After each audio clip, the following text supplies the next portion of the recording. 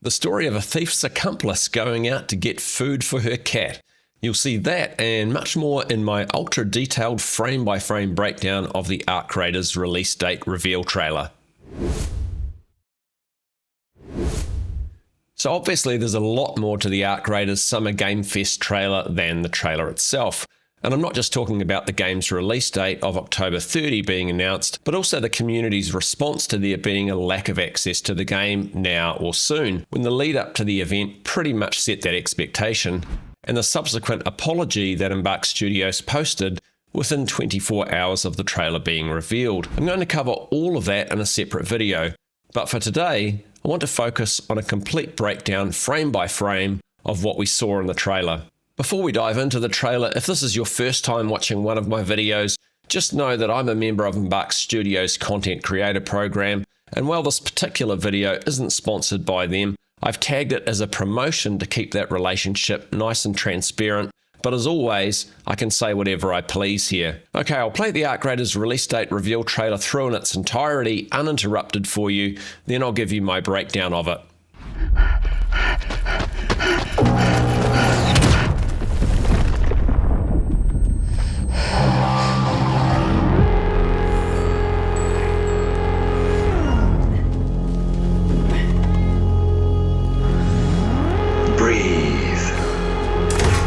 Let your body settle into a slower rhythm.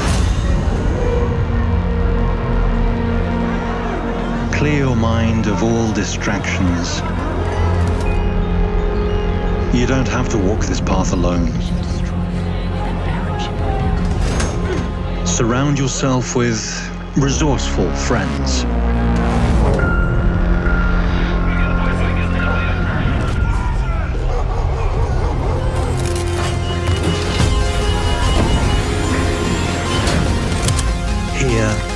You are in control.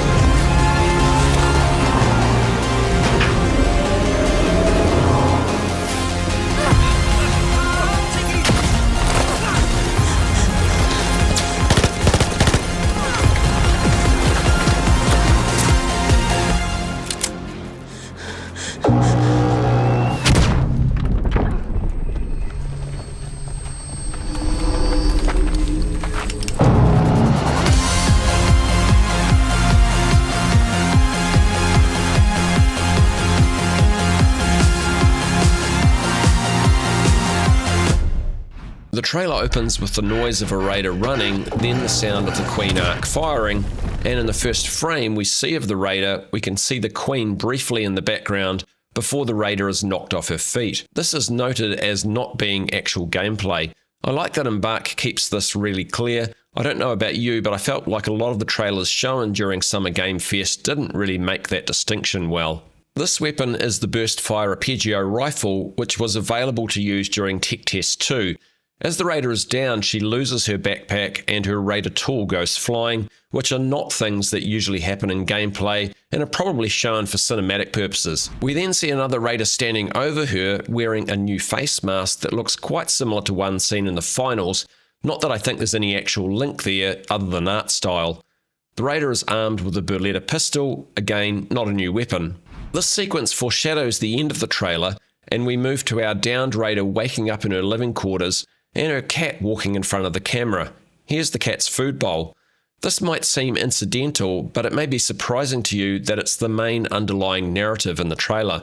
During Tech Test 2, we had Scrappy the rooster as a pet that steals basic crafting items from around Speranza base for us, so I'm wondering if we might also have the option to have a cat instead of Scrappy, or maybe both.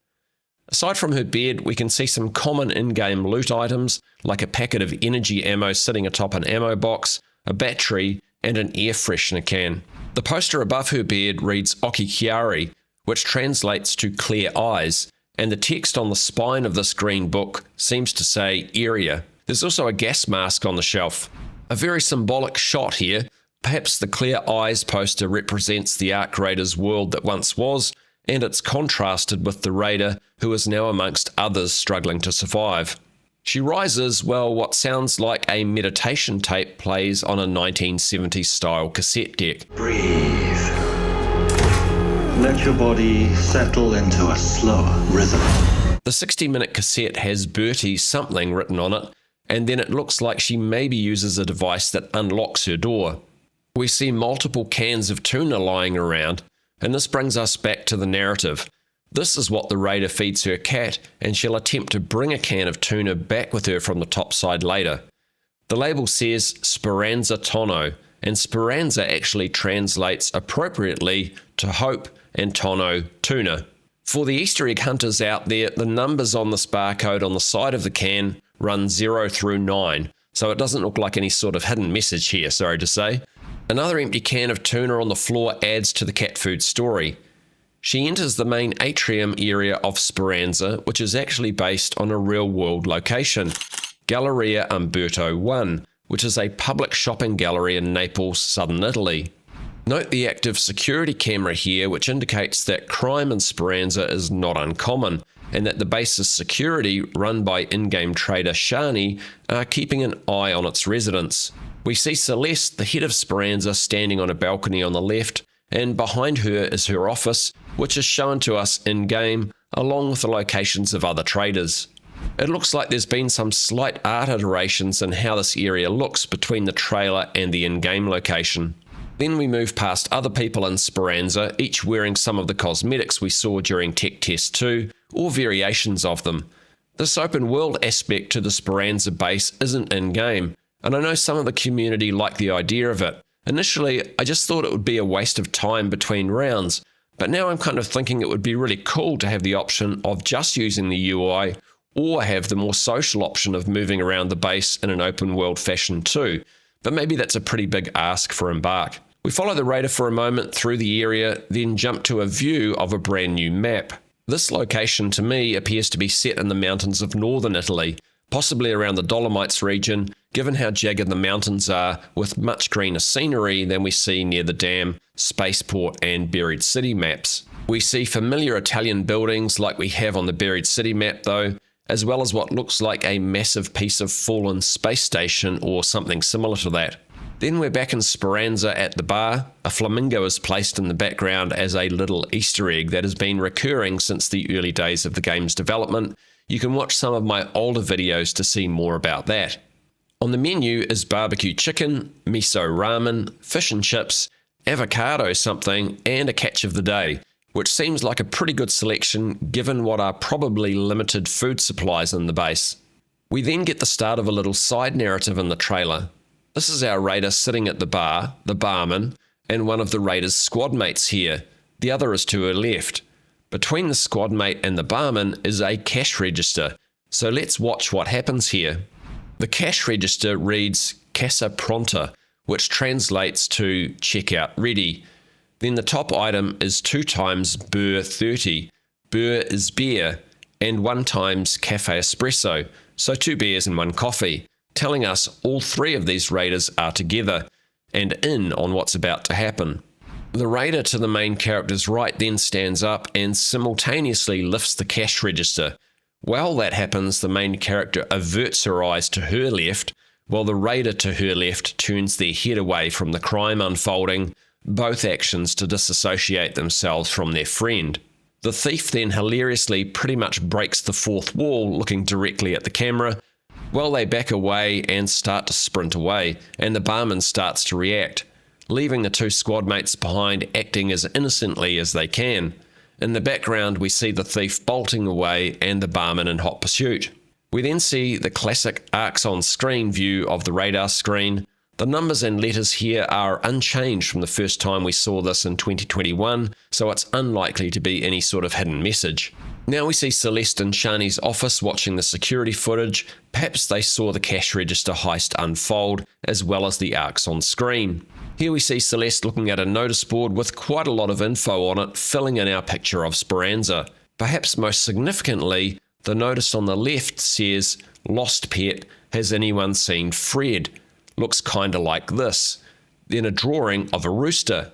So Scrappy, our faithful craft parts thief, may himself have been kidnapped and his actual name is Fred.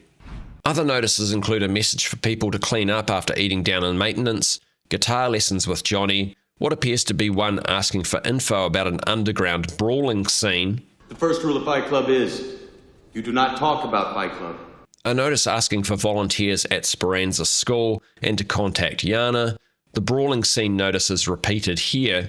A notice for a trivia night, a book club that runs every second Friday of the month where the organiser only has one book, something about a supply drop, and then the main notice, which is essentially a raider quest to take on an unknown Ark threat, where those interested need to see Shani. This raider logo has also been teased as an Easter egg in the finals art previously. We briefly see our raider crafting in her workshop using a soldering iron, then she's in one of the tunnel pods about to go topside, followed by the usual tube launch animation. She spawns on the buried city map and prepares her arpeggio rifle. And here we have confirmation that the cash register thief is definitely a friend. A great shot of the three looking over buried city as they watch a raider distress flare soar into the sky. Then we're back to what I'll call the Northern Italy map, which is a mix of old Italian buildings and a brutalist concrete structure that looks like it will likely go under the ground. It also has the name Manticore on the side, which has previously been seen in-game. A bastion approaches below with a rocketeer nearby. Just before the shot ends on the left, we see the edge of what appears to be a massive concrete circular structure, perhaps connected to the Manticore building. I really like the look of this map with much more greenery, trees, and varied terrain than we've seen on the other maps. We move to another part of what is likely the same map, or at least the same region, right up into the mountains, again with brutalist concrete structures indicating some sort of underground complex built right into the mountainside. An Ark probe descends from the sky through the stormy weather. Now we get our first look at a very cool looking new Ark machine, a tall, almost mantis-like ground-based machine that has a very War of the Worlds machine-like head to it, with a glowing red light that turns in the direction of the raider in front of us. I can't wait to see this thing in game, it looks awesome. A raider on a zip line descends from a large concrete building on what I assume is also part of the new map. The word here reads Inalica, which is very similar to the Italian Analica, which means angelic, so maybe a corporate brand playing on that word. A rocketeer and a wasp fly in the distance. Back on the buried city map, the main character almost ends up shooting her own teammate, who carries the Bobcat, a full auto SMG we've already seen. A throwable explodes, either hitting the teammate or exploding very close to them, and then the raiders turn to engage two others in the distance. The cash register thief teammate is seen seeking cover behind a car. As the main character seeks cover, she spots a can of tuna, and the desire to keep her cat fed kicks in as she grabs the can. A container of resin, also a lootable item, can be seen here. The raider runs with cat food in hand, and then slows down to what she thinks is safety, as we see the masked opponent that was foreshadowed at the start of the trailer readying their Beretta pistol, before the main character is blasted by the Queen and knocked to the ground, just as we saw previously, with the masked raider then standing over her. The Queen then alarms at both of them, giving the main character a chance to grab the advantage over her opponent, with this final shot succinctly summing up the PvPvE nature of the game. And of course, the trailer wraps up with the Ark Raiders logo and the release date of October 30 this year.